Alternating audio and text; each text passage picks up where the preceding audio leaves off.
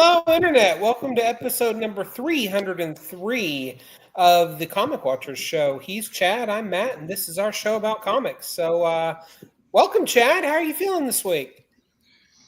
Yeah, the horrors continue. Yet the horrors continue. Yet I persist. Okay, that's fair.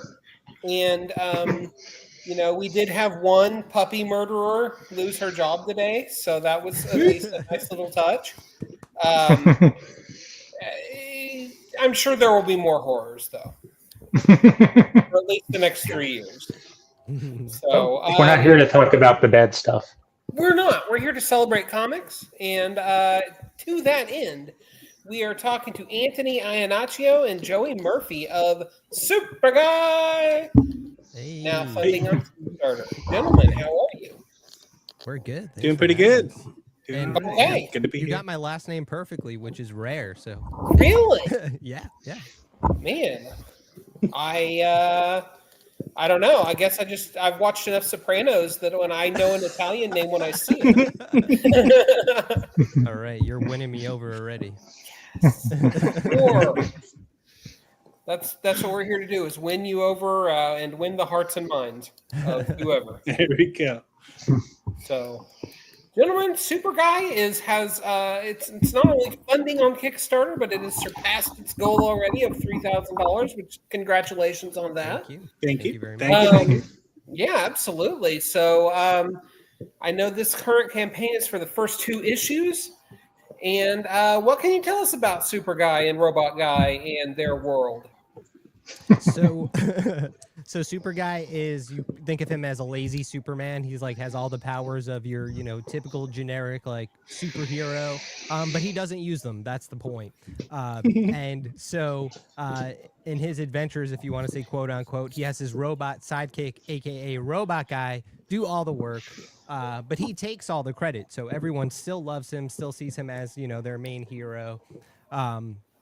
In our first issue, so this campaign does have the first 2 issues, but we funded the first issue last year, sort of around this time. And so in that issue, Superguy and Robot Guy, they have that dynamic starting out, but it kind of comes to a head because Robot Guy saves the big city where they're from a meteorite crashing into it, and from there, him and Superguy butt heads. And spilling out of the events of that issue, we have the second issue, My Date with the President's Daughter, which is of course a reference to a Disney Channel original movie from the 90s. But also, the President's Daughter is one of our she appears in the at the end of the last issue, but this is our first time seeing her in action. She's known as Hot Mess, and she basically is our Hulk. And so in the second issue, she's like going through the city looking for Superguy, and they eventually clash. But Robot Guy at the same time is just trying to be a hero. He doesn't want to be a sidekick. And he's stepping out of the shadow of Superguy to try to make it on his own, but it doesn't seem like the world really likes him all too much. So we're exploring a lot in this issue, but I think we have a fun world, and we're hoping people who haven't heard of Superguy want to check something like that out. Very cool. Joey, how are you doing on the art side of things? How is Superguy and Robot Guy treating you? Pretty good.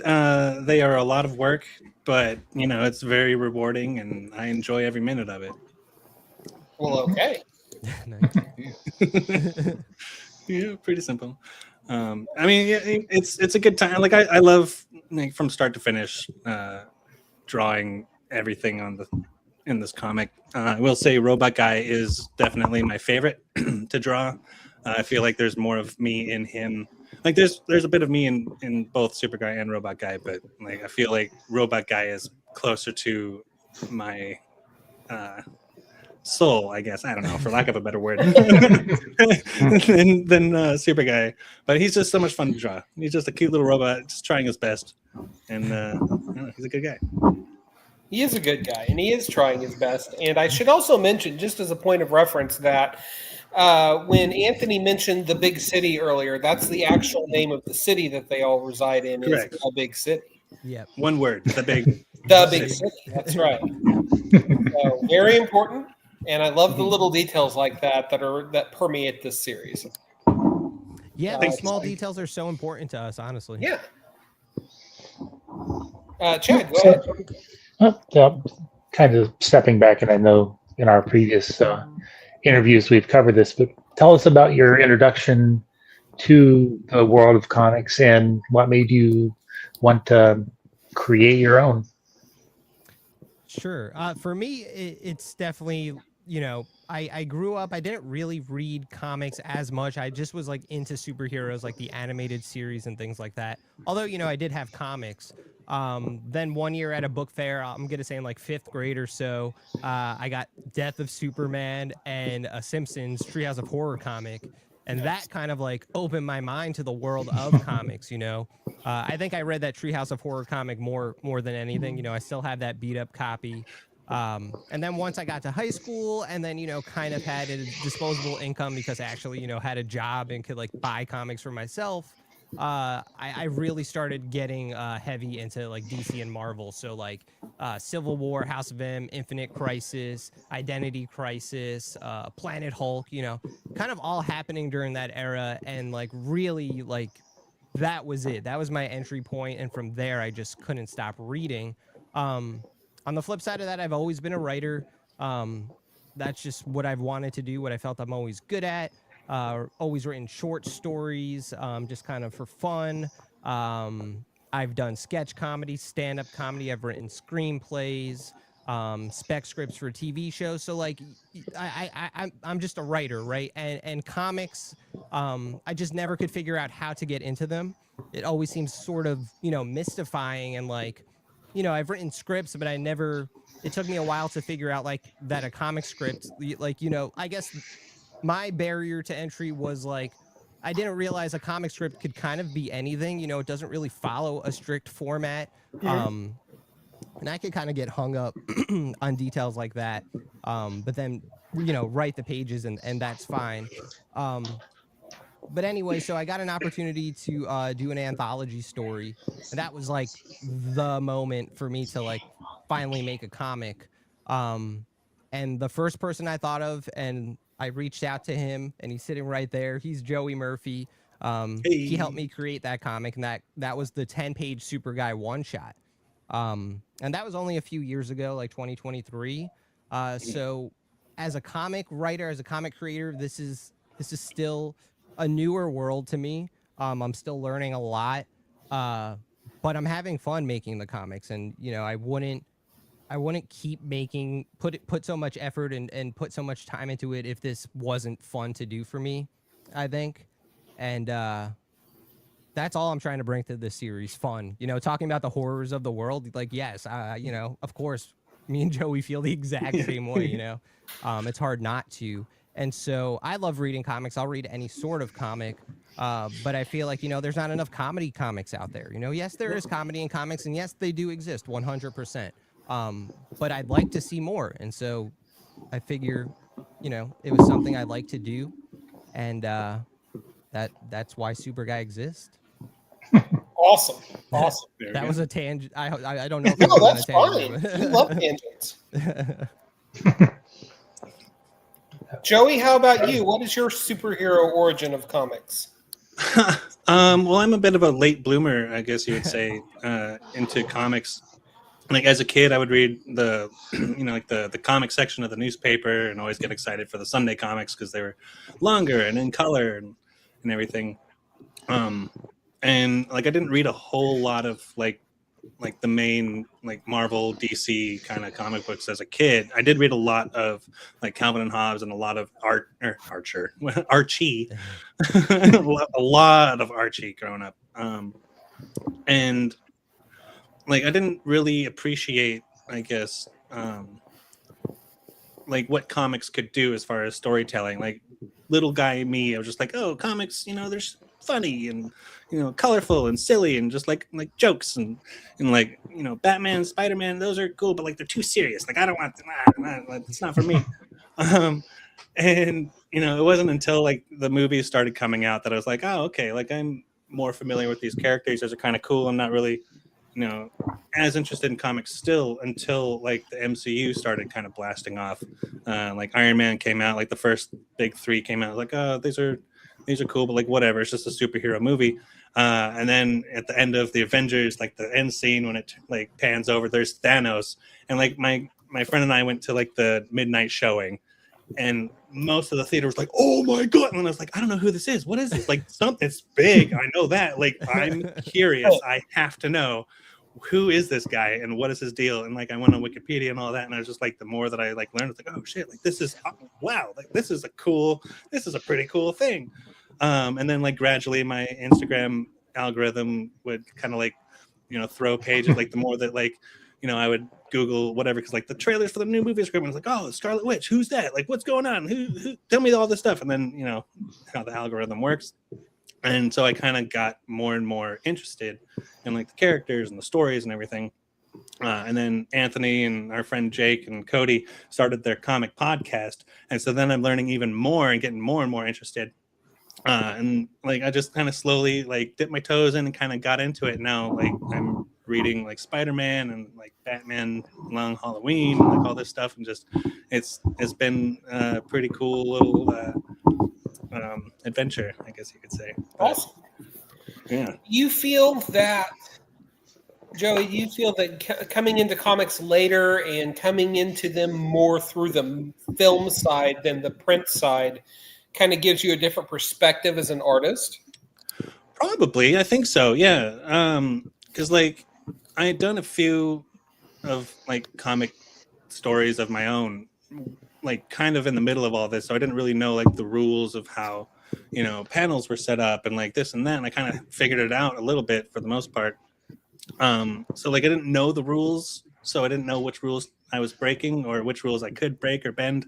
Kind of made, my own kind of style. But now, like looking at the comics that I do read, I'm able to kind of absorb like the information visually from that and be like, oh, this is how I can make what I'm doing already better and like more concise and more, clear and to the point. So it's a fun like learning experience. Like as I get to, the more I read, the more I learn. It sounds so cliche, but it's how I do it. But I don't know if that answered your question. I kind of got on. Yeah, I did it. Hell yeah. So how did you come up with the idea of Superguy? I mean it's an interesting take on a common trope. Yeah, exactly. So, I feel like there's been I don't hate it, but evil Superman has been done a lot, right? And I was like, okay, what haven't we seen with Superman? And I feel like we haven't necessarily seen, or I haven't seen, so like correct me if I'm wrong, but like a lazy Superman, like someone that has powers but doesn't, like, he's not evil. Like, we're never trying to make Superguy into a villain, although he is an a-hole and he does a lot of things that are not good, but I never want to veer him into like villain territory. And so like him being lazy can't drive everything. So there, like, I feel like him having like this huge ego, which is constantly being inflated by the public, makes him a little bit more of an interesting character as well. But I also just really love the idea, like the core idea is lazy Superman, and then going beyond that, having a sidekick that he makes do all the work. I feel like, yeah, we've seen heroes with plenty of sidekicks, but I feel like we just have not seen one where like they're just kind of treating them like pure garbage, and they're not really like, it's all animosity, like why they're even a sidekick. Like, so like I ask myself these questions, and like, how can I explain it and make it put it into a story and make it fit in ways that make sense? Okay, what if he's a robot that's programmed to do all this stuff, and he's constantly fighting against that nature?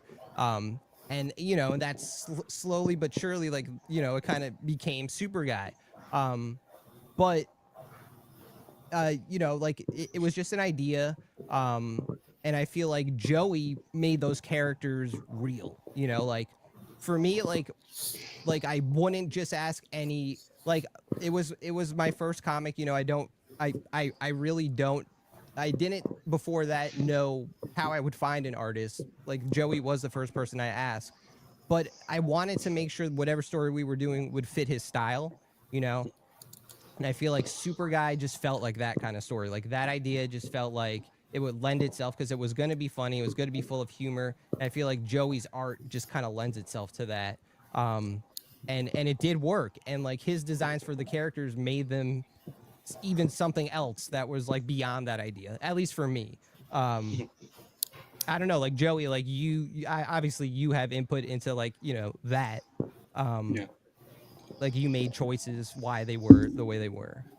Yeah. Yeah, it really just kind of came out like as I was reading the script. For the most part, there wasn't a whole lot of like visual development. Kind of like there was a few ideas that we were like, oh, what if we like kind of like did this a little bit, like made him look a little bit more, you know, and like little fine tunings. But I don't know, it was kind of easy, really, to to get these characters on paper. But I don't know. Maybe that's just me. You know, maybe I'm, you know, just the Now, best. Joey, is this your first comic?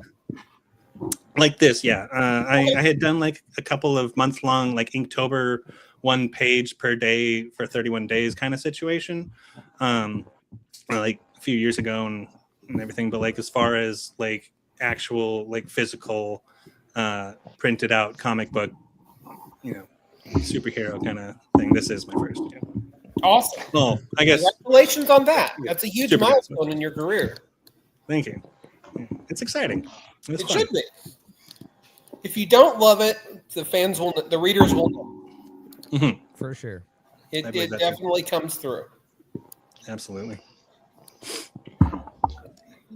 So, you've kind of mentioned it, but how did you come up with, you know, the story arc of this issue with, you know, the president's daughter and her you know, her being hot mess and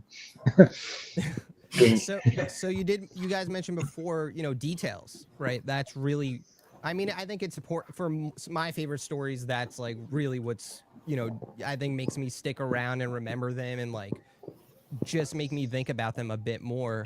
But in this case, I feel like there's so many reasons why the details make the story. Again, Joey's art, I just think adds another dimension to whatever script I'm writing. And he's always going to add like his own flair to it. You know, like things are going to be added to panels or like just the way he interprets certain things that I put in the script, just give it this flavor. Wow, I just lost my train of thought. Oh my God, I had a point. That's it. You're raving about me. this is not your show. Seriously, wait, Chad, just tell me the question one more time, and I know I'm going to remember what I was about to say. Nope. It was something about bringing How did in we come up with the story arc? Yeah, the story arc, right. Okay, so the details, right? They so like nothing is like throwaway, and we don't want anything to feel throwaway, right? So in the one shot, one of the first things we mentioned is that the president's daughter was kidnapped by aliens. You know, it's another thing is that Superguy, it's all for the sake of the comedy, right? So like really the one shot is like, how could we put the most bombastic ideas into the 10-page limit that we have to still make a large feeling story, but still make it as silly as possible. So I thought as ridiculous as possible, right? Aliens invading, but the aliens are actually robots and they're kidnapping who of all people, the president's daughter. We never see her. All we see is that after all the ships crash because of Robot Guy and the White House is wrecked, that Superguy mentions, oh, you know, her body's probably in all that rubble or something. I don't know, peace. And that's all we really ever hear of her. Obviously, you know, you can't just let that go, right? Like the president's there. He already is pissed at Superguy. But it's the one shot, right? Like it's just everything's meant to be funny. We never knew if it was going to continue past that, if we would get an opportunity. But of course, with the first issue, it's continuing. Like the one shot, of course, is canon and it's continuing that. That's why also as part of the Kickstarter, what we have is the Super Deluxe edition of issue 1, which now contains the 10-page one shot. So you're getting the 28-page story plus that you're getting like the full beginning arc of Superguy, right? And since details matter, and it is the kind of story where, you know, issue to issue is gonna continue the story, and like we're having like a 4-issue planned arc. So it's just chapter 1, chapter 2, chapter 2. So what's happening in chapter 2 is that after the fallout of Superguy and Robot Guy's battle in the first issue, now that's coming to a head. At the end of the first issue, we kind of have, like Joey was alluding to this a little bit earlier, but not on purpose, like the Thanos scene at the end of Avengers, right? Like that stuck with me too. I think it stuck with a lot of people. As a comic, as an indie comic that is not coming out more than once a year, and that's by issue. We make the issues longer because of that, but at the same time, what we want to do is like make the reader aware that we have plans, right? You know, we're not trying to bite off more than we can chew. We're not planning like 100 issues or anything like that. Although, of course, that would be awesome, right? But we have the 4-issue planned arc. We plan to do. We know where the story goes if we get to keep doing more than that, if it just, you know, is still possible, and so like we want everything we put there to matter, even if it's a funny joke or whatever. So the president's daughter got genetically, something happened to her after the wreckage, maybe she died, whatever. All that matters is that we now see her as like hot mess, and she's basically our Hulk, and she's pissed at Superguy, right? Superguy doesn't get to just I always want to put Superguy in situations where he has to actually do something, right? It's not going to be a fun comic if Superguy never, like, it's funny that he never does anything, but he's always going to be forced into situations where he has to do something, right? In the first issue, it's because of his ego. In the second issue, he's kidnapped and being beat to death by the president's daughter. And so simultaneously, the story is, you know, it's called Superguy, but we always focus on Robot Guy. Robot Guy is trying to be a hero. He's the character that you're rooting for.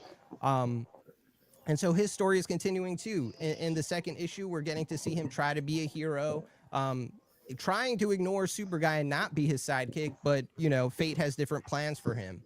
And so we're just heading towards, you know, the president is the quote unquote big bad of not the big bad, but Superguy's arch enemy. Think of him as like his Lex Luthor, basically. And so he's always coming to blows with him. But as you're reading the first issue, he's there. He's in the one shot. You know, he's a driving force in the background. But Superguy's a thorn in his side. And so that's continuing. Like everything is just, we're building upon what we did before. Now that we have a better, you know, we know we're going to do more, we have a plan for it. When we did the one shot, you know, there's no ideas of what's happening next, Sure. like I said. But I wanted to use whatever details we could from the one shot because I want the world to feel alive. I want it to feel full, lived in. And as a reader, these are the things that I look for. So I'm at least trying to do that. I don't know if it's successful, because again, it's just like an action comedy. And maybe it might not seem like so deep on the surface, but like you kind of said before, like we love this and we're taking it seriously. So we're really trying to make the world as silly as possible, but also feel like, yeah, this isn't just random. Like there's rules to it. The characters are a certain flavor, and the story, you know, makes sense. So having worked, you said you worked as a stand-up. In stand-up, is there a difference between doing that and then bringing the comedic moments to the comic page, and how have you learned to get those to hit? Yeah, I mean, so for me, comedy, like, you know, I did stand-up, I did sketch, and it was always like sketch comedy that really I gravitated towards and that I stuck towards for years. I performed it live. I did some YouTube. Stand-up wasn't really my thing, I'll be honest. Like, I was bad at it. I could never figure it out. I didn't do it too long either. I couldn't say more than like maybe a year tops. And, you know, that it wasn't for me. The last show, I bombed so hard. I was afraid to get back on stage. I never looked back. But for sketch comedy, there is like beats and rhythms to it. Getting into a scene, getting out of a scene, keeping it funny. And I always had a knack for that. I always gravitated towards it. It's always been my favorite kind of thing to write. I like screenplays, but like doing a sketch is just kind of, you know, and it's kind of like why I also gravitated towards comics, and in that, like, a sketch I could, going back to saying, like, you know, I had a YouTube channel, like, it was possible for me to like film something, and, you know, I never made a movie. I've written screenplays for movies, but like I never could, you know, I was never going to be able to do that. Like, but I was able to like get groups together to film like 4 to 5 minute sketches, you know, and doing that a lot definitely taught me how to write tighter comedy. I don't know. I've always just gravitated towards comedy. I might not be like the funniest person in the room, but I could like write something really funny, and that's always been my strength. Like I could, you know, like I'm not like, I don't know, like it's something that it's like since I was a little kid, I was watching like Three Stooges, Marx Brothers with my grandfather. You know, like it's just in me.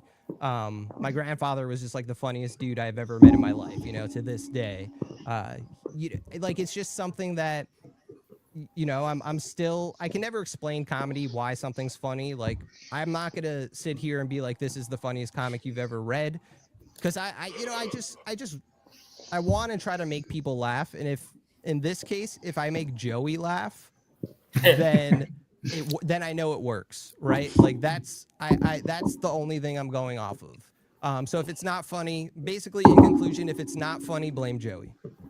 Joey. Follow-up question for Joey then. Coming from someone who's done more, you know, less, you know, panel, you know, driven stories, how you know, how was it taking, you know, his comedic beats and getting them onto the page? So Yeah, not that hard, surprisingly. I know I keep saying that, like, it was kind of comes to me easy, but it's true. Because like the way that I like saw it in my head as I was reading it is like I saw it both as like, oh, like a movie, like as I'm watching the movie of the script of Superguy, but I'm also like, I don't know, screenshotting, or like, I don't know, I feel like I could see it as almost like the storyboard. And I think that definitely came through a bunch in issue 1 when I was still a little bit more green on the, this is how many panels you fit on a page. You know, no, I just lost my train of thought. What was the question? taking Anthony's comedic beats and getting them on the page. Oh, yeah. Yeah, I don't know. I just as I was reading it and like visualizing and like planning, like how do I put this moving image into one single thing that conveys in that panel what it needs to, while not being like too busy, or while being like clear enough to know without like any dialogue what is happening in the picture. And I don't know, I guess like I took a lot from like all of the movies and TVs and everything that I watched like growing up throughout my whole life to kind of like know how to like stage the shot, and like how I wanted it to fit as if I were watching it, as if the panels were like my TV screen or whatever. Like if this were a movie and I'd press pause, this is how it fit. And I don't know, just kind of took that and it just came out of me. I don't know how. But yeah, I mean, I don't know if that answers your question enough, but yeah. Oh, it's not enough. No, I'm just kidding. I mean, it's hard though, because, you know, comedy is all about timing and about hitting the beats just right. And comics by turn are by necessity are one beat per panel. Right. Yeah. And that can be a really, really tricky road to turn. And I mean, I laughed out loud at the second issue that I read. So I mean, you're clearly doing something right. Good. Yeah. And I, you know, obviously I was kidding before when I was saying, you know, if it's not funny, blame Joey. Like, I think what actually is like really cool is like, even if I feel like a joke isn't so like 100% strong, like Joey's art, there's something in it that will make it funnier, you know, even if it's just like oh, that's just a small moment with Robot Guy. Like, it feels like a bigger moment because he can make a robot have emotions, you know? Like, I don't know. It's something magical that Joey's able to do with Robot Guy's face. But like it's so cool. And like I think we balance each other out so well in that way. Like I think like we wouldn't put, I don't know, like comedy is hard. Like, and it's really hard to judge what's funny. But I think like it's also just like a feeling. Like we would both know, this just doesn't, doesn't fit for Superguy. Like, we never want him to be a certain way. Like he's such a new character, but like we still, like if you told me to point out like what makes like certain, like Tim Robinson, I love Tim Robinson, I love his comedy, it has like this certain flavor, but I don't know what that is necessarily for myself or Joey, but I like it. Same.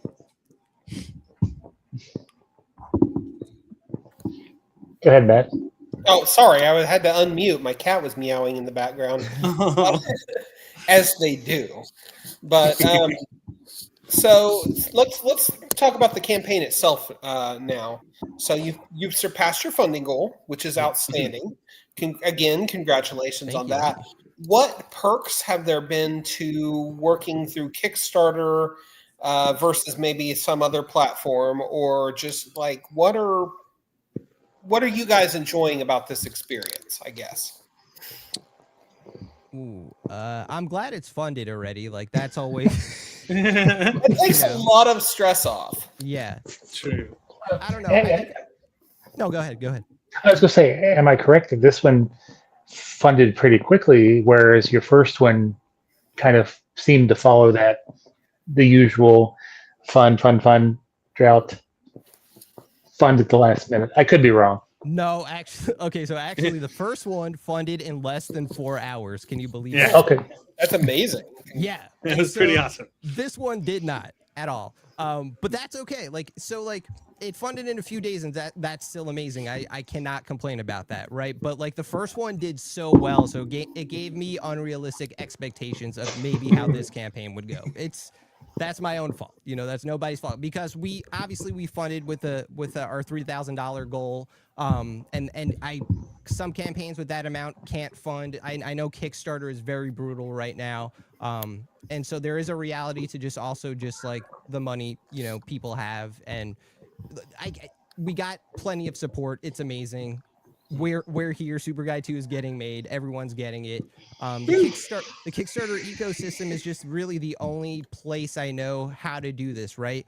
I've been a writer for a while, but I've always had issues with, hey, how do I get my writing out to people? Like, how does that?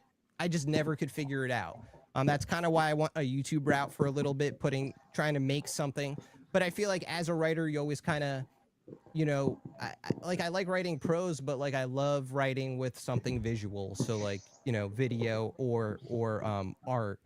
And I don't know. So Kickstarter is the way to do it for me. The fact that people just know how to use it. It's easy. I know how to use it at this point.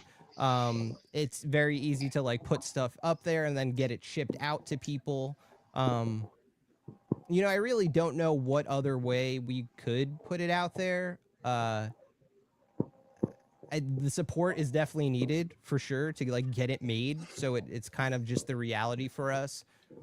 Just kind of like this whole campaign, like enjoy would not be the word I would use, but like there's nothing wrong with Kickstarter. I just mean to say like there's just this kind of stress that came with this one. I don't know. It just feels like getting people to buy the second issue, and now I'm like thinking like the next issue and the next issue, it just seems to get a little bit harder, and I could see that trend continuing. So that's why, of course, with this campaign, we want to get people on board if they didn't get on board with the first one. So we offer, new reader friendly. But it's really made me think this campaign, like, do we do a campaign for issue 3? Do we do a campaign for issue 4? Or do we make the next couple issues and then say, hey, here's the trade that we want to put out? I don't know. Like that's just what this campaign has made me think. And me and Joey haven't had a serious conversation about that, but I've been saying it as we've been talking about it. I don't know. It just seems it's tough out there right now. It's that's the same for everybody. We're not the only ones that have that issue. So it's interesting. So, is there anything that you felt you learned from the first campaign that you tried to apply for this one? I mean, really, I think I tried to get really ahead of this campaign to let everyone know, like, it was coming down the pipeline, that, like, Superguy still exists. Like, I tried to we really wanted to get it out less than a year, which we did, because this campaign is a few months before, how we did the other one. But because again, I maybe this is just me being so naive and like fresh myself, but like the first campaign did so well, I was like, sweet, like we shouldn't have an issue with this one. And like, we've always gotten kind words, great feedback about Superguy, so like I feel like people who read it really genuinely like it. And if we're making you laugh, that's really the most important thing to me, at least. And I think, I don't know, getting the word out there, I thought we had done a pretty good job, but it doesn't feel that way. I don't know. It'll perk back up in issue 3. I think. Go ahead. I was just saying, like, it'll probably perk back up in issue 3, and people are like, oh, okay, this isn't just a one and blah blah blah. There's a third one now. Okay, let's check this out. When shows that are doing okay get a third season, like, all right, this is kind of past the 2-season test. Let's check this show out. So, yes, might be the most popular one. Hey, issue 3. Fingers crossed. Sorry, well, Matt, what were you saying? What sort of incentives are you guys offering with this Kickstarter? So we keep it pretty simple. And the first campaign was more of the same. We have a bunch of variant covers. So we have 3 variant covers actually, and we just added a new one. So it's really just like we're pushing those. And that could be why maybe there's not enough like extra incentive. But we have a couple pinups. One every physical backer gets for free. And that's by an artist called Wizard Shit. And so it seemed like people really, really enjoy that. Got a lot of feedback. Great name. And so we decided to turn that into great art. Great artist. Like, he also has like some crazy Dark Tower art that he was showing me. I love that. So we're making that a spot foil cover now. It's not really a stretch goal. We're almost about to hit 4,000, so you could kind of consider it that.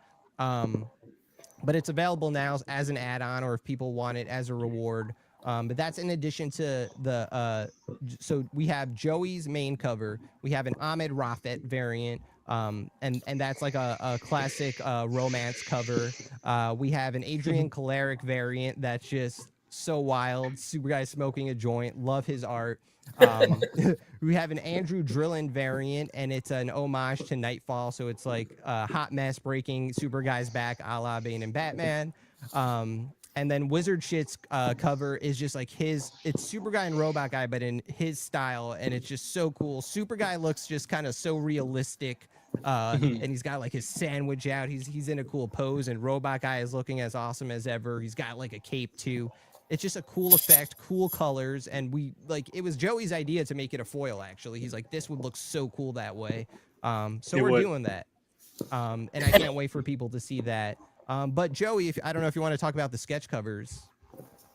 Yeah, one of the tiers that I'm excited about is like they'll get a whoever backs that one gets a custom one of a kind hand drawn cover to their comic that I will do, black and white, Superguy, Robot Guy, whatever. I think there are 6 slots available or total or whatever. I don't know. But yeah, there's if 5 you want left. A piece of 5 left, yeah. It's, I don't know, it's exciting, like a one of a kind piece of hand drawn Superguy art by me,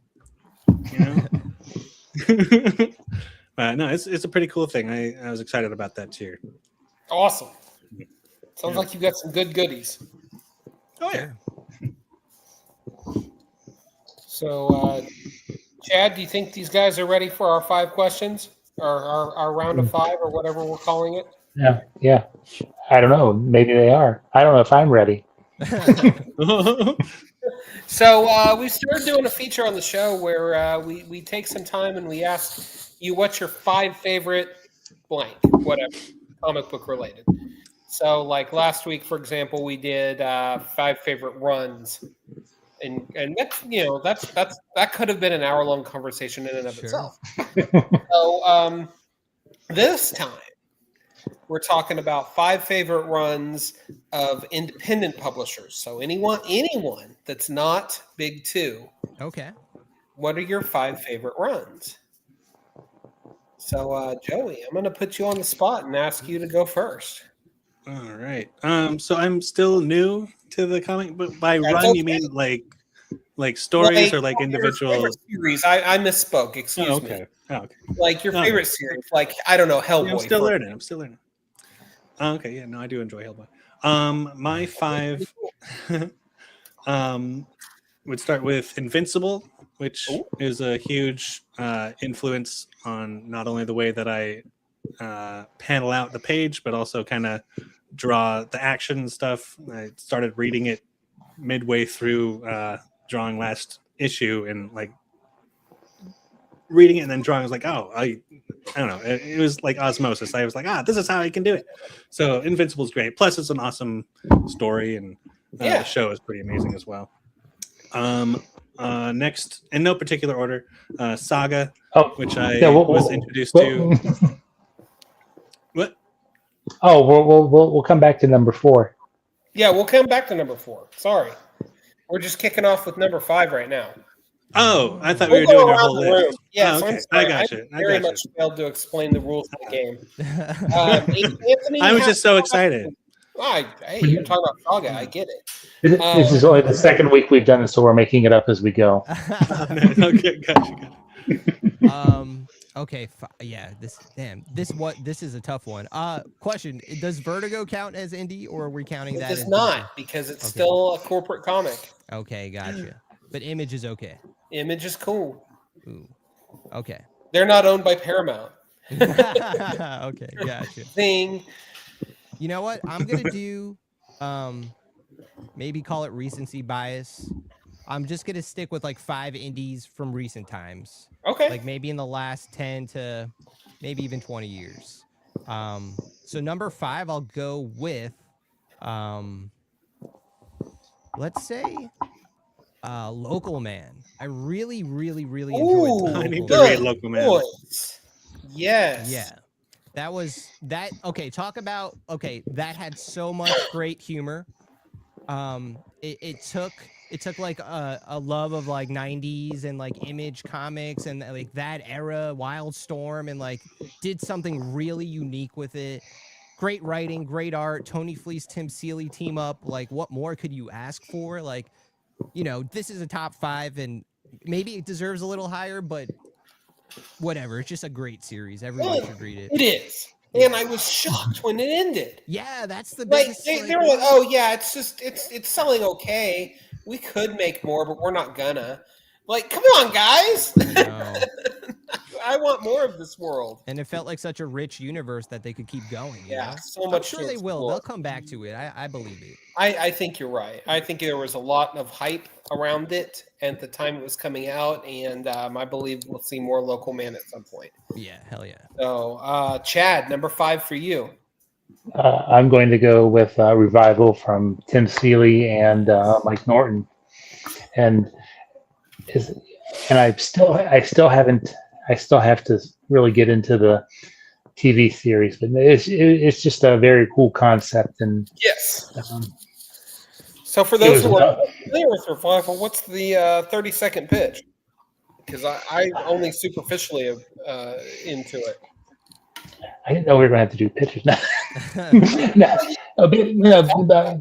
But basically, people in this one town are coming back to life after being dead, and somehow aliens are. It's been a while since I again watched or read it, and I really need to go back and revisit it. But they're coming back to life, and somehow aliens are involved, I believe. And we have a local sheriff.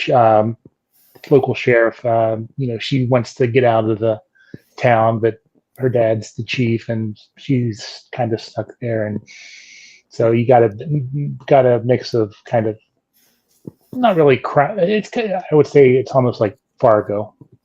Oh, Nice. wow. Nice. I mean, I Okay. have read the first issue now that you bring it up because it's for free on the Image site. And it was pretty cool. Like, I love Tim Seeley. And so this was one of those things that's just kind of on my to do list. But I have many, many things on my to do list. So I dig it. My number 5 is Lazarus by Greg Rucka and Michael Lark, courtesy of Image Comics. Some of the richest, most detailed world building you will ever see. Michael Lark is a force to be reckoned with as on art. Greg Rucka, of course, he can do no wrong. It's a world in the future where instead of nations running the world, it's rich families. There's about 20 of them all told, and each family has its own invincible, well, not invincible, but more or less unkillable warrior called a Lazarus that works for them as in an enforcement capacity, and it's just so great. The last run of Lazarus is going on right now, so will Rucka and Lark stick the landing? I sure as hell hope so after all this time because it's been going intermittently in fits and starts since 2013. Oh, And I don't have the patience for it to not land where I want it to land. But it's a fantastic series, and if you love comic books and love science fiction, my God, get on this comic. All right, number Just added 4. it to my list. All right, here we Yeah. go. You especially, new guy. Yeah, yeah. I wrote it. I'm adding it as soon as we get off. I'm gonna go check that out. So my number 4, Saga. I haven't finished it. I've only read the first compendium so far, or Okay. whatever, because other things got in the way, and I've been just too busy. But oh my God, it is gorgeous, and it's such a fantastic story, and like the world building is so great because like it doesn't like. I appreciate that it doesn't like spoon feed you everything. Like this is why this is like this, and this is what's going on. It's like, oh no, you're seeing it, you'll figure it out. Don't worry. Like it trusts the reader, and I really appreciate that. And the artwork is just so good, and the characters are fantastic. Like even the ones that you hate, you still love because they're Yes. just so like fully like realized. It's Shout out incredible. to Prince I can't Robot. wait to. Yeah, Love Prince Little Robot. yeah, I'm excited to read more of that as soon as Awesome. I close can't. down of it. Okay, so let me ask you this: does Compendium 1 cover the first 54 issues roughly, or is Ish, it a I think smaller compendium? Because it's been recollected and it's collected. like so a many it's like a times. big thick Like a phone book. Yeah, I don't know if I have. I'm it just on my curious phone. because issue yeah, it's a- 54 has a very, very, very major, the most major turning point in the story to date. And for anyone that hasn't read it, or if you haven't read it, I don't want to spoil it, but And take my headphones off. okay. No, it's fine. I'm not going to talk about it. Anthony, what's your number 4? Okay, my number 4, I'm gonna go with Philadelphia. Ooh, Nice. Yeah, this is by nice Rodney. one. Yeah, Rodney Barnes, Jason Sean Alexander. Vampires are in the modern day. They're in Philadelphia. But who's leading them? The founding fathers. What? We have John Adams as a vampire. Crazy things are happening. Abigail Adams is running her own sect of vampires. In more recent issues, Blackula and Spawn show up. It seems like That's there's been a amazing. bit of a hiatus, and I'm kind of worried. I hope it comes back soon. But it's like really one of my favorite series, just so unique. Honestly, it has like Sandman vibes in some points too, which really like blew me away. And then Jason Sean Alexander's art just adds like a whole new dimension to like. It's awesome. It's also super funny. Like Rodney Barnes, he worked on the Boondocks. I think he worked on the original really? Scary Movies. Yeah. Rodney Barnes is awesome. He does a lot of stuff in Hollywood. But like his comic output has been crazy in the last few years. He's done some Star Wars comics too. He always does cool Nice. horror stuff. Batman Full Moon was something he just did. That was a cool werewolf story. But highly recommend Philadelphia.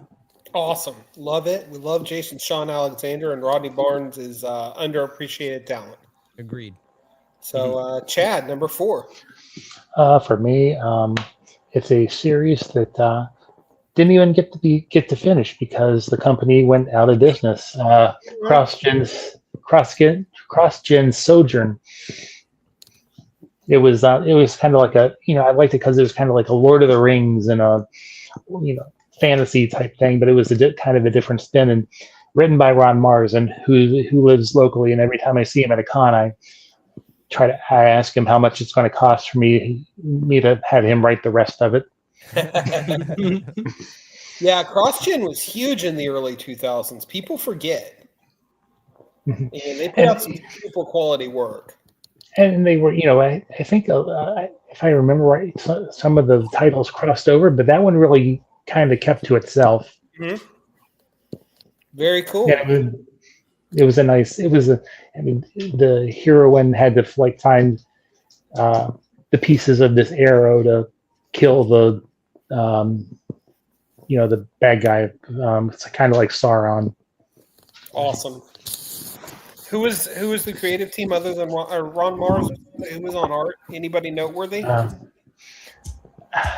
I can't look it up right now. I'm on my phone. Oh, it's fine. I'm just curious because I know, like Greg Land, for example, kind of had his breakout years at CrossGen, and a bunch of other good artists were getting their toes wet there at the same time. So my number 4, Criminal, by Ed Brubaker and Sean Phillips, of course. Very little needs to be said about Criminal. It is a series of miniseries, crime noir, top to bottom, just fantastic work from all parties involved. If you like crime comics, if you think you like crime comics, if you hate crime comics, this is the crime comic for you because it will make you a fan of crime comics. Hell yeah. Yes. Okay, number 3, Joey. Number 3. I am gonna go with Nice House on the Lake. We gotta mix that one because it's DC. Oh, it is? It is. Damn it. Well, Black Label. Or now it's on. I'm still fresh. It's okay. That's okay. We're here to help educate as well as entertain. But tell us what you like about it. Yeah, tell us why you like it. I mean, opinion. Oh, okay, yeah. I mean, it's a fantastic story. It's just like the artwork is beautiful. It lends itself very well. Like as I'm reading it, I'm just like, this would make an incredible HBO miniseries, like one book per season kind of thing. Just fantastic and dark and like weird, and I loved it. But it doesn't count. So I will go with The Goon. The Goon. Ooh. Yeah, all right. Yeah, The Goon. It's just our buddy Jake introduced me to it, and like the artwork is so good, and it's like it's both like kind of like has this sort of like cartoony feel while also feeling like grounded in its own reality, which I think is really good, and it's funny. And I've only read like a tiny bit of like what's available so far, but like that little bit, I was just like, this is incredible. This is so fucking funny. Like I'm laughing out loud reading it, and it's just so much fun. And I got 2 of the other ones that are sitting on my backlog, ready for me to crack them open. But I'm excited. It's so good. It's so much fun. Excellent choice. We love Eric Powell around here. Oh yeah.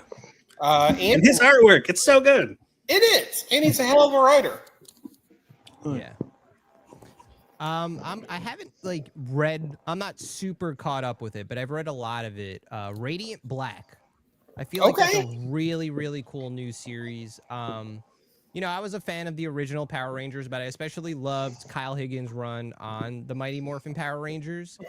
So that's how I knew about his work. Radiant Black is definitely for fans of those kind of series. Cool. They're really fun, but they're like way more adult. Like not way more, but like that Invincible bent, right? Like it's like that kind of it. I don't know if it ever gets that violent, but like it's real. It's it's not like the way Power Rangers is like more geared for kids. It's just really cool. The story, there's a lot of cool mystery to it. Super sci-fi, and it has a lot of good humor too. It's just like the characters are well written. I think it's just a really fun, unique comic. and it's been going on for a while. And they do a lot of cool stuff with it. There was like this one thing where like the timelines were diverging, so you could read what happens if one character becomes, the Radiant and the other character like gets it. Like they do a lot of cool stuff with that series. And it has a lot of fans, so I would definitely recommend it. Awesome. Love it. Radiant Black from Image Comics. Good stuff. Chad, what's your number 3? My next one is a Mark Waid joint, a 6-issue, I believe, initially. Then I think they finished. Well, it started at Gorilla Press, finished up at DC, 1 issue or 2 at DC, then went to Image, or it's Empire. Basically, it's kind of like what if Doctor Doom actually, ruled the world, and Nice. it. What was that? Oh, nothing. Fun. No. He's telling But, I you mean- these are good. But no, it's been a while. Again, it's been a while since I read it, but it's just one of those. It was one of those concepts that was turned on its head at the time, and Yeah. Well, I mean, I've read Empire. I haven't read the second volume of it, but the great concept of it, on top of having wonderful Barry Kitson art, was Doctor Doom type character takes over the world, but then he finds out that he has to keep the trains running on time, and running the world actually kind of wears him down and sucks. So yeah, that was an awesome run. Good stuff. My number 3 is Powers by Brian Michael Bendis and Michael A. von Oming, which has been its multiple publishers. Its most recent iteration is a Dark Horse. But Cops and Capes, again, we're coming back to my favorite criminal type element. Before he became Mr. Marvel for a decade and a half, Brian Michael Bendis was a crime writer par excellence. And he really taps into that energy with Powers. So if you were a homicide detective and you worked in a world with super powered people running around, what would that look like? And that in and of itself is Powers in a nutshell. It is just so good from start to finish. Nice. So yeah. If you haven't read Powers, get on it. And the new volume is new reader friendly. So just throw that out there. All right, number 2, Joey Murphy. What do you got, brother? So these have not been in any numerical. Sure. No worries. So for my second to last, I'm going with Bone, which I hope is still in. Oh, hell yeah. There it is. Image Comics. Hell yeah. Bone was one of the first, I guess, full comics that I had read. I had come across it like as a kid years ago, and like flipping through the pages of like an old Disney Adventures magazine. There's like, here's like a little chapter, and like it's this little white looking guy, and he's in the snow, and what's he doing? And like these rat creatures, and I was like, this is kind of interesting and fun, and like kind of like, I don't know, easy to read, but like not in a dumbed down way. But it caught my eye, and I didn't know anything else about it until like years later when somehow I came across the book, like the full volume thing. I was like, oh shit, this is what oh my god, like I gotta get it. And I bought it and read it in like a day. I still have it over on my shelf, but it's so good. And like the art is just like simple, but like detailed in a way that's like very, I don't know, it was very pleasing to the eye, and I loved all the characters, and it's so good. So that's my second Awesome. to last pick. Love it. Jeff Smith definitely crafted something that is unparalleled with Bone. Mm-hmm. No, There's nothing like it.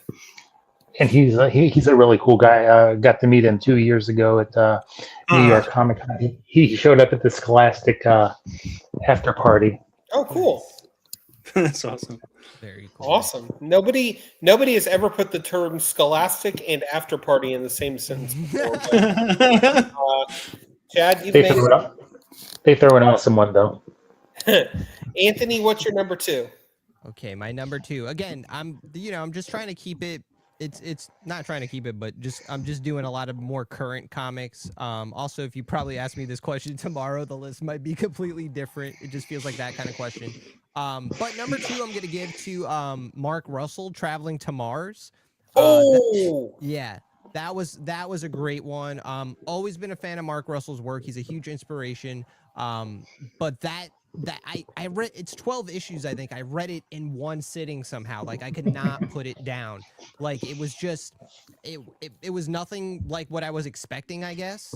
But with Mark Russell, it's always poignant but also funny. Like, it's just, I don't know. It's like it's a guy, just like some dude, but like, you find out he's dying. He's been sent to Mars. Like, he's not meant to survive the trip in any way. But he's kind of narrating his time in the spaceship. You're learning a bit about his life. It's like almost like a character study. But it's just so well written, and just so, it's gonna make you think about your own life, and like, I don't know. It's just, again, Mark Russell is just someone that I gravitate towards his writing, and like, this is one of the best comics I've ever read from him. And he has if this was not, and I've been mentioning it on every podcast, Joey's probably like, I know what he's gonna say. If I could include it, Snagglepuss would be on this list.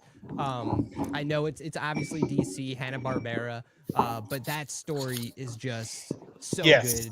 One of my favorites. I recommend it to everyone. But I had to have Mark Russell on this list, so I'm putting Traveling to Mars. And will be, hopefully, he has a new series from Mad Cave called Dog Tags coming out in May, and so nice. Working on getting him on the show. Hell yeah. Yeah, he's another good friend of the show. Yeah, so keep coming back, and you can be in the same club as him too. Didn't I introduce you to him at New York Comic Con? No, but I did go to talk to him. I went to his table. Yeah. But that's so cool that you're buddies with him. That's awesome. Dad is buddies with everyone because he lives in New York. It's kind of unfair to those of us in Oklahoma. Got to hang out with Chad more. I'm also in New York. You do. Chad knows people. I tried to get you to come to some of the parties. You did. You're absolutely right. At New York Comic Con, talking about after parties, Chad was trying to get me like on a boat on one of those parties. Oh, we've heard the boat story. The implication, it was hard to figure out. It was a booze cruise. Oh my God. It sounded fun. Yeah. All right, Chad, what's your number 2? Well, because I have to because Jeff Lemire is my favorite writer, cartoonist, artist. And I can't use any of the DC stuff. I'm going to say Black Hammer, because that's almost like saying it's DC, because it's kind of his take on the different Justice League tropes. I read it for the longest time, and then it just kind of got big, and it just kind of got pushed and forgotten about, and I need to finish it up. Yeah, that's it's definitely splayed in various directions, and I've never read it. Actually, I don't know much about it, so I'm here for it to check it out whenever it's allowed. I think my favorite character is the little girl who's really like an adult but trapped in the girl's body. Yeah, the Fram. Yeah. Again, it's been a while since I've read it. I need to go back and read it when I have time, whenever, maybe. It's great though. It's one of those stories that everyone's like, the character you're talking about is basically Shazam, but like in the most depressing way possible. And like that's basically each character. Like, what if it was the most depressed version of Martian Manhunter? Somehow he's even more depressed, like that. But it's fun. Like, it's way more than that, obviously. But my number 2 is Deadly Class by Rick Remender. It was an Image comic, ran for 56 issues. It is about a secret school that teaches teenagers to be assassins, but what it really is a extended metaphor for being Gen X in the 80s and early 90s. And like that whole subculture of being an outsider during that time. And man, it just hits home. Like the action beats, yes, they're wonderful. The characters, wonderful. As a metaphor for someone who was that age at that time, I I don't think Rick Remender could have possibly done a better job. And it was short-lived series on one season on Sci-Fi Network and or Sci-Fi Channel, I should say. And they did a pretty faithful job of it. It just didn't Yeah, I pull thought in so. any enough viewers. Stop tearing my chair up. My cat is over here clawing the hell out of my chair. And this is not the cat that was meowing. He's trapped in the garage now, thankfully. But yeah, Deadly Class. If you've never read it, my goodness, get on it. Okay, number one of all time, independent series. All What do right, you got? here we are. Best independent comic of all time is, of course, Superguy. Shameless plug. You took my number one. I'm sorry. No, for real, I would say Black Sad. I absolutely love Black Sad. I don't know. I've heard that's amazing. It's so good. Like I'm a sucker for anthropomorphic animals, but like they're like anthropomorphic in the way that like they're very humanoid bodies, but with like the sort of like the hands and face of like the animal, not just like Zootopia, where it's like, oh yeah, that's the fox, and like he looks like if a fox would be, but like the artwork is so good and it's all watercolor, and like I'm not a painter, so like I'm already impressed with anyone who can like paint or watercolor, but the way that the artist, the magic that he does with paint is just stunning. Like the pages are just vibrant and detailed and like watercolor. I don't know. It's magic. It's so good. If you haven't checked it out, awesome. Love it. Okay, Anthony, what's your number one favorite independent series? All right. I think I could have given this to a lot. And I don't even know if this is true as my number one. It just kind of landed here. And Joey already said it, but I'm going to go with Invincible. I only even read it maybe a couple of years ago for the first time. And I should have read it when it came out. I would have loved it even more, I think. But I don't know. It definitely inspired some Superguy as we were creating it. It felt like it was like part of the missing ingredient, I guess you could say. And it like kind of like amped up what we already had. Because it just does superheroes so well, but in a way, like, yeah, it feels familiar, but it still feels fresh. What I really loved and what I took away most from it is how the characters, there's like villains and side characters that you might think just pop up and then like they're done, but then they play a bigger role, and like the story is every character is a bit more complicated than you realize. You're loving and then hating and then loving. Like I just love that. I think Game of Thrones could be that way too, and I always love that kind of story and when you could play with characters that way. So it definitely inspired. I don't know. It could easily be.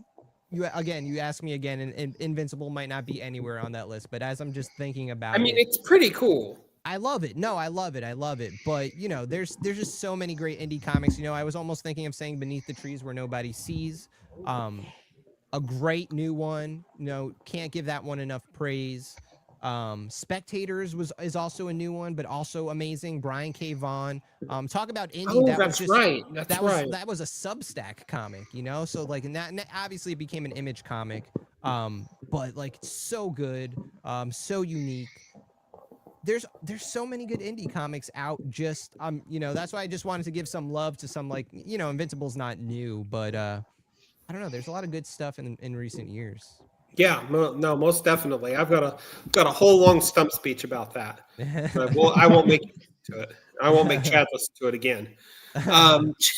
Chad, what's your number one? My number one is Ice Cream Man, just because it's either one or two part stories. You're not committed to a long, and they do so much with the medium and the storytelling. I mean, the decompression 2-issue decompression story they did last year, I believe, was so awesome. And then they also did the one where it's like short or like one page, and they had some special writers, and the most scary one was like the actual newspaper with, I think it was about the election, but but no, they just continue to push the envelope of Yeah. what the Well, comics can do. we saw what W. Maxwell Prince, and forgive me, I can't remember the artist's name, but you tell me. Martin Marazzo? Morazzo, yeah. No, Marzaraza. Him. Yeah, we saw what they could do recently on Superman: The Kryptonite. And they have Dead Man coming up. We got Dead Man Yeah, I coming saw in, I that. think, April. So yeah, that's going to be huge. The only detriment to that, downside of that, of course, is that means that there's a longer gap between issues of Ice Cream Man. But Ice cream. No, Man. I mean, I think they did like a story using playing cards too recently. Really? They just continue to push the envelope, and a lot of that, I'm seeing a lot of that too, also over in the Sword of Crisis events. Yeah, most definitely. Dennis Camp, mwah. Can't Another great say enough series, good yeah. things about him. My number one of all time, like for all of my like high-minded this, that, and the other stories so far, it's Savage Dragon. Nice. And I just love this comic so much. 277 issues so far, written and drawn by Eric Larson. The comic is everything that he wants it to be at any given time. It's excessively violent. It's excessively sexy when it wants to be. It has very childish humor at times. It's got very hysterical humor at times. Sometimes it's a Kirby homage. Sometimes it's a Silver Age Marvel homage. One time for about 10 issues, Larson did the art for, inked, colored, and lettered every issue. Now, that didn't last. It was only about 10 issues, but I mean, he just does what he wants with it. There's a great issue that the homage the Sunday Funnies that we were talking about earlier. So every 2-page spread was a different one or 2-page spread. And then he did, and it wasn't just a gimmick. It actually moved the story forward too. And then there's another issue where the whole issue is nothing but double page spreads. So it's essentially like a 9 or 10 panel story, but in screen. Holy shit. Awesome. But the thing that I love most about Savage Dragon is that it's generational and it happens in real time. So the original dragon character, were he still alive, would be in his early 60s by now. And that's just kind of the way things go in the world of Savage Dragon. It is, as Eric Larson himself gets older, so too do his characters, and so too does their world grow and change. So it's awesome. It is a love letter to comics from start to finish. And if you've never read Savage Dragon in your life, get on it. Just get on it. There's no two ways about it. I've adding it actually to the never list. read an issue. Yeah, do it. It starts off like this super violent, kind of standard 90s image comic, and then it really starts becoming its own thing. And that's when you start to appreciate what Larson's doing. So anyway, there's issues of that comic that 30 years later still make me laugh out loud when I read. Nice. Yeah. Okay, well, we're at actually like way over our time, which is cool because it means we had a productive interview time. But the Kickstarter is for Superguy numbers 1 and 2. The creators, thank you so much for hanging out with us tonight, are Anthony Iannaccio and Joey Murphy. Want to run do a pitch? I was getting there, Chad. Guys, tell folks about the elevator pitch for Superguy and why they should support your Kickstarter. Sure. So if you want a comic that's full of action and comedy and love, that's Superguy issue 2. And grilled cheese sandwiches. Grilled cheese is always included. Superguy is a lazy Superman. If you want to see someone who's a jerk get their butt kicked, that's what's going to happen in this issue. If you want to root for a robot who deserves better, you're going to get that in this issue. If you want to see the president's daughter be an evil monster, you're going to get that too. But really, you're going to have fun. There's a lot of darkness going on in the world, and we want to make it a little bit nicer for you for like 5 to 10 minutes of your time. Superguy 2, it's 2 out of out of a planned 4-issue arc. We're putting an issue out basically every year, and I think we have something that's a little bit different. You could check out the first 8 pages on the actual campaign page, so you could get a little taste of what we're talking about. The one shot is completely free. You could go, okay, I could actually say this now. I have a website, MrTonyNacho.com. If you go there, you could find everything that we're talking about. But if you want to just DM me on social media, Mr. Tony Nacho, I will send you a one shot, absolutely free, digital copy. And that, if that's how you want to check out Superguy, by all means, and then you can check out the first and second issues. But we just want you to read it. That's always been our thing for the past few years. We just want everyone to give Superguy a chance. We think you'll find it funny. We're just trying to make you laugh. So if you want a comic that gives you that, check out Superguy. All right. Thank you, gentlemen, for hanging out with us tonight. Thank you. Of course. Thanks for having us on. Yeah, you're quite welcome, and you're welcome back anytime. Sweet. We'll get you in that club yet. There we go. Got to get that jacket. Get on the boat. Right, you need the jacket. It's green. It's actually more of a taupe, but whatever. Chad, who do we have on our next episode? Appearing on my show is like half a visit, so. Next Wednesday, we are talking. Next Wednesday, because someone has a concert. It's true. But who do we have next Wednesday, Chad? Klaus Janson. Yes, Wow. that's right. The mighty Klaus is going to hang out with us and talk about 50 years in comics or thereabouts. So I think he has some sort of